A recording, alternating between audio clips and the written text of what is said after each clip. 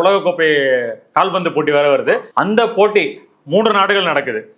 Canada, Mexico, America. இந்த 3 நாடுகள் அதை ஹோஸ்ட் பண்றாங்க. இப்போ ஈரான் ஃபுட்பால் டீம் இருக்கு. ஈரான் ஃபுட்பால் டீம் யூஎஸ்ல போய் விளையாடணும். அப்போ ட்ரம்ப் சொல்லிட்டாரு, அவங்க விளையாட்டோம், நாங்கள் வெல்கம் பண்றோம், ஆனா அவங்களுடைய பாதுகாப்புக்கு உத்தரவாதம் கொடுக்க முடியாது அப்படின்னு வெளிப்படையாவே சொல்லிட்டாரு. அப்போ ஈரான் என்ன பண்ணாங்கன்னா, எங்களுடைய விளையாட்டு வீரர்கள், கால்பந்து வீரர்களுக்கு நீங்க பாதுகாப்பு கொடுக்க முடியாதுன்னு சொல்லிட்டீங்க, ஆனா நாங்க எப்படி உங்க நாட்டுக்கு நாங்க எப்படி எங்க வீரர்களை அனுப்ப முடியும் அப்படின்னு சொல்லிட்டாரு. அது சொல்லிட்டு அந்த ஃபீஃபாவுக்கு ஒரு வேண்டுகோள் வைக்கிறாங்க ஈரான். நீங்க எங்கள் டீம் விளையாடுற ஈரான் டீம் விளையாடுற மேட்சை நீங்க மெக்சிகோக்கு மாட்டுங்க அப்படின்னு சொல்லியிருக்காங்க.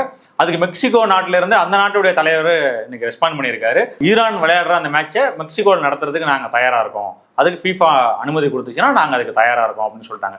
இப்படி பல இடங்கள்ல அமெரிக்காவுக்கு சங்கடமான சூழ்நிலை தொடர்ந்து ஏற்படும். அமெரிக்கா பக்கத்திலே இருக்கிற ஒரு சின்ன நாடு. ஆமா, எல்லாருமே இப்ப அமெரிக்காவுக்கு எதிராக எல்லா நாடுகளுமே சேர்ந்த மாதிரியான ஒரு தோற்றம் இன்னைக்கு உலகத்துல உருவாயிடுச்சு.